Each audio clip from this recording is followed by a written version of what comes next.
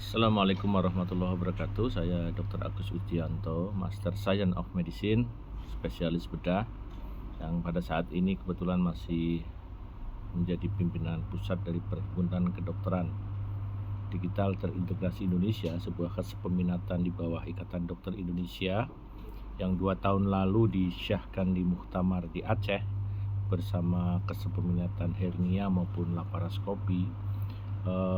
Pada saat ini kita alhamdulillah, saya berterima kasih kepada Bapak Dr. M. Saptaji Fiskua. Beliau adalah Ketua Perhimpunan Dokter Digital Medis Indonesia yang selama ini berkolaborasi terus dengan Predikti. Terima kasih Pak Saptadi.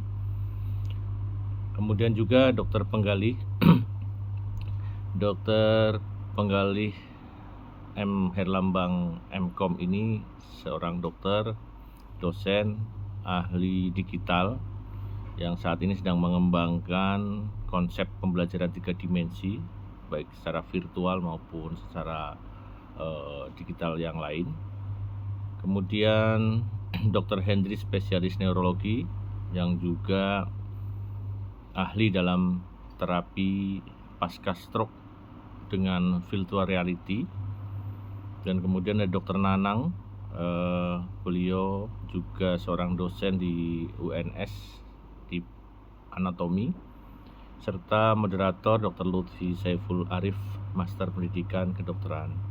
Saya berterima kasih sekali saudara-saudara dan semua peserta untuk menyelenggarakan kegiatan ini, karena mau tidak mau digitalisasi ini masih pada taraf sekarang tahap 2 ya. Kemarin itu kita baru mengerti tentang telehealth, sekarang sudah sampai ke Satu Sehat, rekam medis, kemudian berbagai kematangan digital kita sudah paham. Kemudian juga ada CMS dan nantinya ada beberapa aplikasi yang connected berupa artificial intelligence dan sebagainya. Di bidang kedokteran lain, digital berbentuk mesin misalnya, itu teman-teman dari urologi dari Jakarta dan Bali sudah melakukan operasi jarak jauh dengan robotic surgery. Demikian juga teman-teman dari UGM dan Unpad juga sudah mempunyai workshop robotic surgery. Artinya mau tidak mau teknologi 4.0 ini, Society 5.0, akan kita raih di masa depan.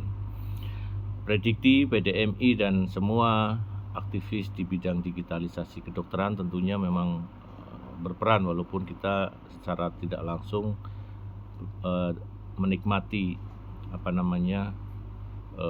efek daripada bisnis dan ekonomi yang didapat. Nah, mereka teman-teman yang di IT tentunya yang akan lebih memanfaatkan bisnis IT di bidang kesehatan. Sementara kita sebagai pelaksana, seorang dokter, tentunya akan memakai produk-produk mereka. Namun dengan adanya sistem kesehatan yang kita pelajari, tentunya mereka semua membutuhkan arsitektur, dan arsitektur itu tentunya berpusat pada pasien, kepentingan pasien dan juga kepentingan kita.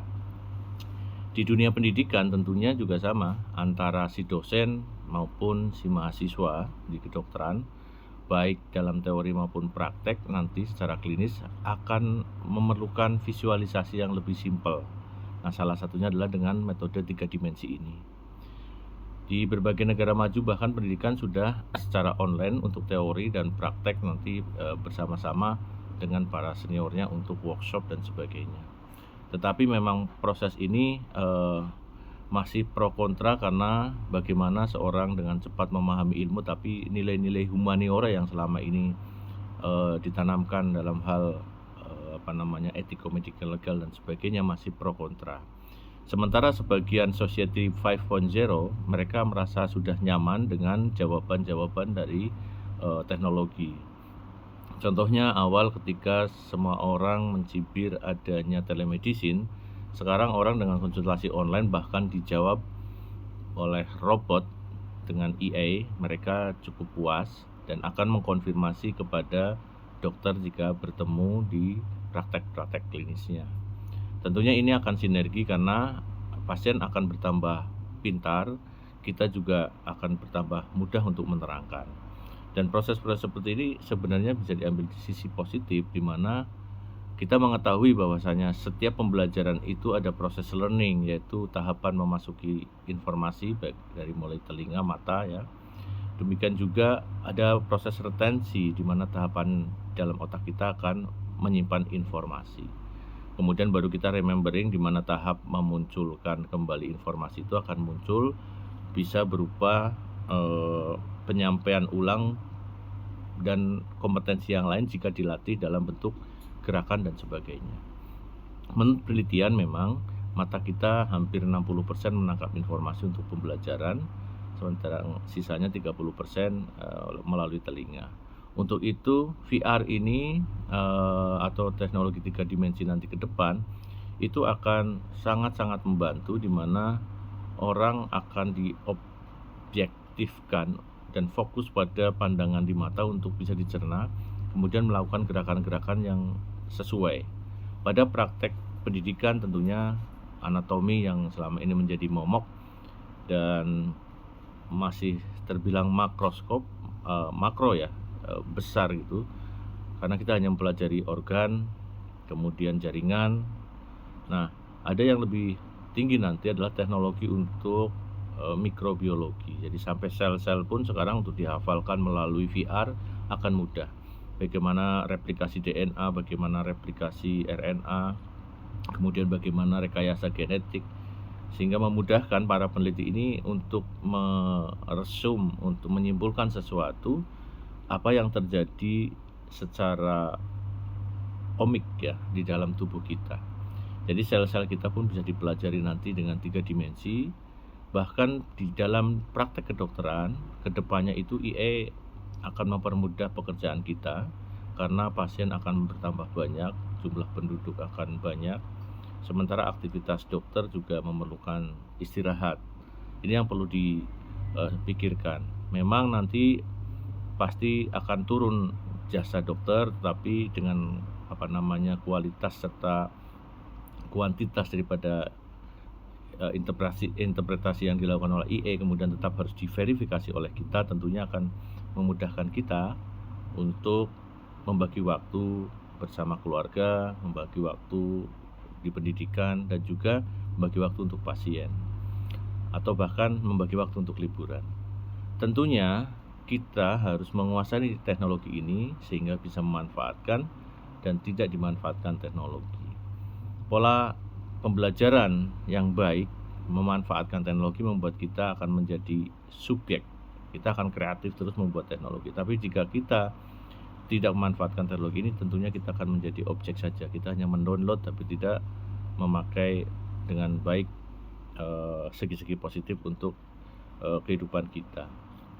Nah, dari transformasi pembelajaran kedokteran, kita ketahui dari zaman dulu kita harus tentiran, harus masuk ke laboratorium anatomi, memerlukan biaya untuk kadaver. Kemudian saat di situ juga ada formalin ya, bau bangkai dan sebagainya, tentunya akan mengurangi konsentrasi dibanding dengan jika ada virtual reality. Sehingga nanti memang virtual reality atau 3 dimensi ini sudah kita pelajari, nanti waktu pengenalan terhadap mayat atau kadaver pasti akan lebih singkat. Tentu dalam transformasi pendidikan ini tetap nilai-nilai lama, karena dosen-dosennya pasti masih banyak yang lama, perlu tetap dilakukan, dan dosen-dosen baru yang harus memberikan inovasi ke depan, karena mau tidak mau kita harus menyesuaikan di era digital 4.0 ini atau industri 4.0 ini. Itu perkembangan di luar negeri begitu cepat. Kalau kita tidak ingin dianggap negara terus yang belum maju atau masih dianggap negara berkembang, maka kita akan selalu dianggap negara berkembang. Teknologi di Indonesia dengan lahirnya seperti dokter penggalih ini yang fokus terhadap teknologi mungkin dibanding prakteknya begitu, atau dokter Hendri, dokter saraf yang selalu mengkombinasi kegiatannya dengan digital, itu ke depan bahkan akan menjadi prototip atau contoh-contoh untuk praktek dokter di masa depan. di mana digitalisasi itu nanti sudah betul-betul 3 dimensi, real dan sebagainya. Protesa-protesa untuk misalnya patah tulang atau lost bone dan sebagainya atau cancer itu 3 dimensi bisa dicetak, dan seorang dokter bisa betul-betul mengetahui visualisasi besar tumor, kemudian ekstensibilitasnya dan sebagainya. Dan mau tidak mau kita harus belajar, karena kalau jika tidak belajar berarti kita memang belum mau mengikuti perkembangan secara global, serta ke depan seperti kita ketahui evidence based medicine itu akan ditinggalkan menuju presisi medicine, walaupun tetap nilai-nilai konservasional daripada evidence based tetap dipakai. Nah, proses-proses ini tentunya akan menjadi pembelajaran karena memang kita akan mengikuti society yang berkembang. Society itu sendiri dibangun oleh salah satunya teknologi, dan teknologi itu juga akan mendorong adanya society. Kebiasaan kita di masa lalu pasti akan berganti di masa depan. Tugas kita adalah mengantarkan generasi untuk siap menghadapi masa depan dengan segala tantangannya. Salam prediksi, salam PDMI, salam digital, salam kesehatan, dan terima kasih. Mohon maaf jika banyak kesalahan. Selamat berseminar, dan kita harus terus semangat dalam menghadapi hidup ini. Assalamualaikum warahmatullahi wabarakatuh.